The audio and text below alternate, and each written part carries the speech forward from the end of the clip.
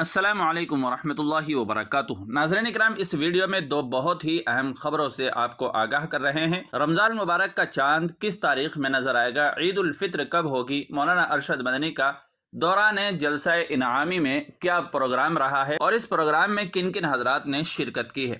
جی ہاں ناظرین اکرام، تفصیل کے ساتھ اس ویڈیو میں جانیے گا۔ ایشیا کی عظیم دینی درسگاہ دارالعلوم دیوبند میں سابقہ روایت کے مطابق سالانہ دو روزہ انعامی جلسہ جمعے کے روز دعا کے ساتھ اختتام پذیر ہو گیا۔ اس موقع پر امتحانات میں نمایاں کامیابی حاصل کرنے والے طلبہ کو ادارے کے اساتذہ اور ذمہ داران کے ہاتھوں گراں قدر انعامات سے نوازا گیا۔ جدید لائبریری دورہ حدیث شریف میں منعقدہ دو روزہ انعامی اجلاس کا آغاز جمعرات کی صبح استاد تجوید و قرات قاری عبدالرؤف صاحب بلند شہری کی تلاوت کلام پاک سے ہوا۔ اجلاس کی صدارت محتمم دارالعلوم دیوبند مفتی ابوالقاسم نعمانی نے کی، جبکہ صدر المدرسین اور صدر جمعیت علماء ہند مولانا سید ارشد مدنی کا خصوصی خطاب ہوا۔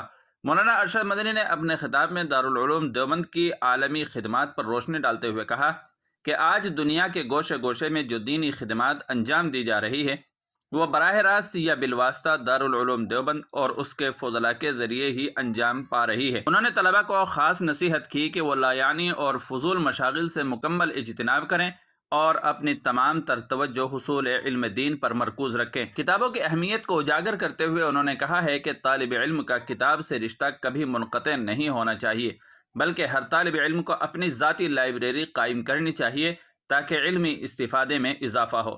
مولانا مدنی نے موجودہ حالات کے تناظر میں طلبہ اور اہل مدارس کو خاص طور پر احتیاط اور حکمت عملی اختیار کرنے کی تلقین کی ہے۔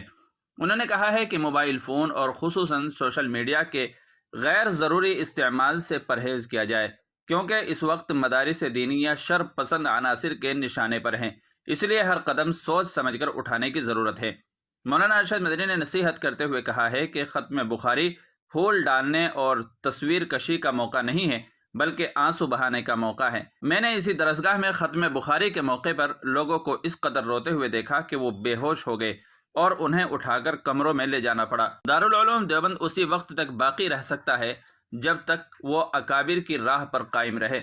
اجلاس میں ناظم تعلیمات مولانا حسین احمد ہریدواری نے گزشتہ سال کی تعلیمی رپورٹ پیش کی اور طلبہ کو غیر حاضری سے بچنے اور دروس میں مکمل پابندی کے ساتھ شرکت کرنے کی تاکید کی۔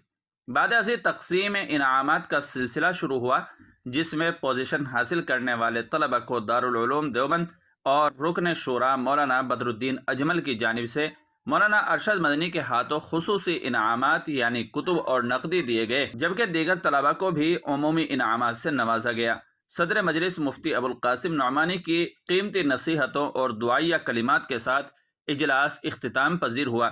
جلسے میں نائب محتمم مولانا عبدالخالق مدراسی، نائب محتمم مفتی راشد اعظمی، مولانا نعمت اللہ اعظمی، مولانا سلمان بجنوری نقشبندی، مولانا سلمان منصور پوری، مولانا شوکت بستوی، مولانا خضر کشمیری، مولانا افضل کیموری، مولانا افضل بستوی، مولانا عارف جمیل مبارک پوری اور مولانا توقیر قاسمی نقشبندی سمیت دیگر اساتذہ، ملازمین اور کثیر تعداد میں طلبہ شریک تھے۔ ناظرین اکرام، دارالعلوم دیوبند کے اس پروگرام اور حضرت مولانا ارشد مدنی صاحب کی اس خصوصی خطاب کے بارے میں آپ کیا کہیں گے، کمنٹ کر کے ضرور بتائیے گا۔ اور عید الفطر اور رمضان المبارک کے چاند کے بارے میں آپ حضرت مولانا سمیر الدین قاسمی مانچسٹر انگلینڈ کا یہ بیان بھی سن سکتے ہیں، جس میں انہوں نے رمضان المبارک اور عید الفطر کے چاند کے بارے میں اپنی تحقیق پیش کی ہے۔ نحمدہ ونصلی علی رسول الکریم، اما بعد۔ ہندوستان سے کئی صاحب نے پوچھا ہے کہ رمضان کب ہے اور عید الفطر کب ہے، پہلے سے بتائیے، چھٹی بک کرنی ہے۔ جواباً عرض ہے کہ 18 فروری بروز بدھ کو انڈیا میں چاند کو چاہے 11 ڈگری، برما میں 10 ڈگری، بنگلہ دیش میں 10 ڈگری، نیپال میں 11 ڈگری، کراچی میں 11 ڈگری، پشاور میں 11 ڈگری، ایران میں 12 ڈگری اور افغانستان میں 11 ڈگری۔ چاند 10 ڈگری میں نظر آتا ہے، یہاں 10 ڈگری اور 11 ڈگری ہے، اس لیے 18 فروری بروز بدھ کو چاند نظر آئے گا۔ البتہ باریک ہوگا، چھوٹا ہوگا، اس لیے کہ اس کی عمر صرف 25 گھنٹے 7 منٹ ہے۔ بہرحال 18 فروری بروز بدھ کو نظر آئے گا اور 19 فروری بروز جمعرات کو رمضان کی پہلی تاریخ ہوگی۔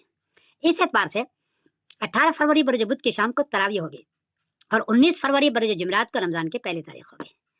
ساتھ ساتھ یہ بھی عرض کر دوں کہ عید الفطر 21 مارچ بروز سنیچر کو ہوگی، اس اعتبار سے چھٹی بک رہے ہیں اس خطے میں۔ عید الفطر 21 مارچ بروز سنیچر کو۔ उम अल कुरा कैलेंडर जो सऊदी अरबिया का है उसमें 18 फरवरी बरोज बुध को पहली रमज़ान है, 18 फरवरी बरोज बुध को एक दिन पहले। और सऊदी अरबिया के उम अल कुरा कैलेंडर में ईद उल फित्र जो है वो 20 मार्च बरोज जुम्मे को है, यानी एक रोज़ पहले है। इस एतबार से अपनी उम्रा भी बुक कराएं, अपनी छुट्टियां भी बुक कराएं। मैं सिमरन कासिम बोल रहा हूँ मैनचेस्टर इंग्लैंड से।